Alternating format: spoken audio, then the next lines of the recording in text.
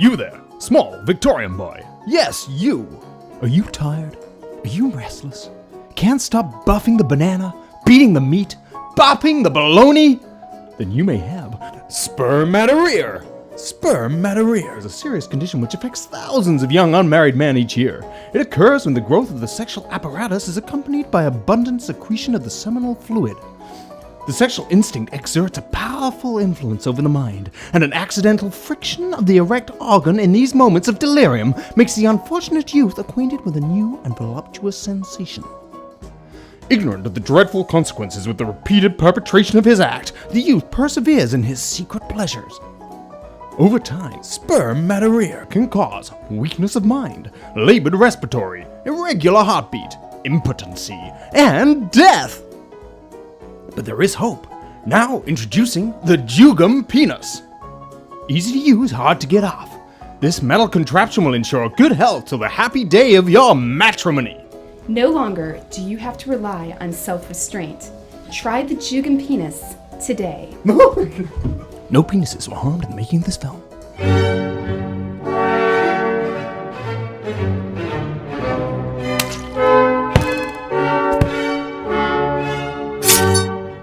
Perhaps it's not something that I blurt out at a cocktail party, but between you and me, the number of anti-masturbation devices I come across in my research is astounding.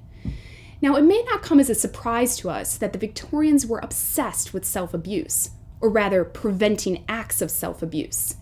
We all have in our heads the kind of stereotypical Victorian, straight-laced, buttoned-up, prude. But it may surprise us that actually the idea that masturbation was dangerous to one's health has roots in the 18th century, beginning with the Swiss physician Samuel Tissot, who wrote in 1758 that masturbation was as dangerous as smallpox. Now, for those of you who don't know what smallpox looks like and never wants to know, look away now.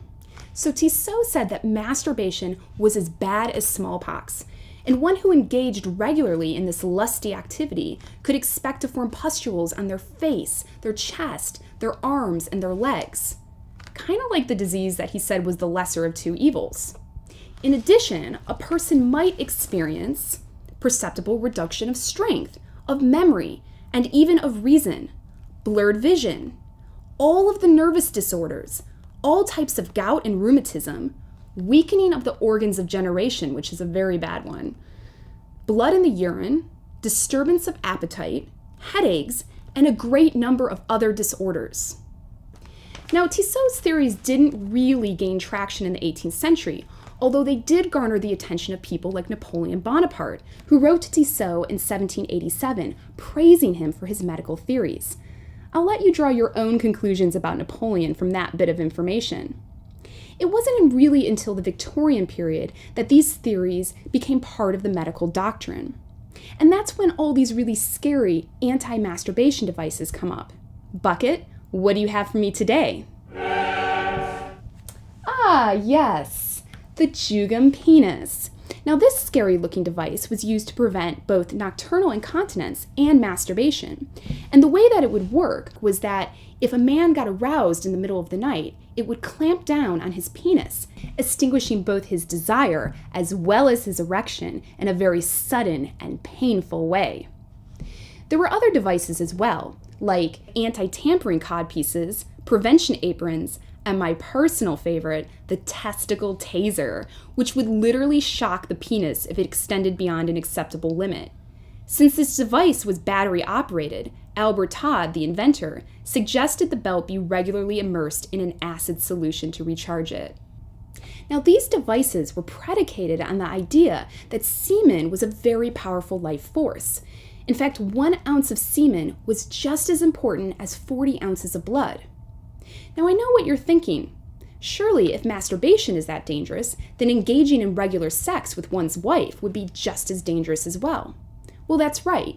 Victorian doctors believed that men should also curb how much sex they were having. And of course, this certainly meant no prostitutes. Now, these ideas weren't just confined to Europe. Back in America, Dr. John Harvey Kellogg had some ideas of his own, and he was obsessed with masturbation. For instance, he advised that young boys be circumcised without administering any anesthetic, as the brief pain attending the operation will have a salutary effect upon the mind. Now, women weren't typically the focus of the anti-masturbation campaigners, but Kellogg had some ideas there as well. He said that he found the application of pure carbolic acid to the clitoris an excellent means of allaying abnormal excitement in girls. Kellogg believed that the masturbator literally died by his own hand, and he was hell-bent on preventing this. One of the methods he was most fond of was inserting silver sutures directly into the penis. The foreskin is drawn forward over the glands, and the needle to which the wire is attached is passed through from one side to the other. After drawing the wire through, the ends are twisted together and cut off close. It is now impossible for an erection to occur, and the slight irritation thus produced acts as a most powerful means of overcoming the disposition to resort to the practice. Dr. Kellogg also believed that a diet rich in fiber and low in taste was necessary for curbing those lusty thoughts. While working as the director of Michigan's Battle Creek Sanitarium in the latter half of the 19th century, he created a cornmeal and oatmeal biscuit, which he fed to his patients. This later became known as Kellogg's cornflakes. Now, Kellogg wasn't the only one who believed that a diet was necessary for curbing masturbatory thoughts. Earlier in the century, Presbyterian minister Sylvester Graham created an unsweetened cracker. Reverend Graham, who often railed against the evils of self-abuse from his pulpit each Sunday, thought that the blandness of what eventually became known as the graham cracker would curb one's sexual appetite. So, there you have it. Through a proper diet and terrifying metal contraptions, one can overcome one's fervent desire to touch oneself, thus leading to a much longer life. Excuse me, I can't get this off. I got this. Oh. Go, go, go, go.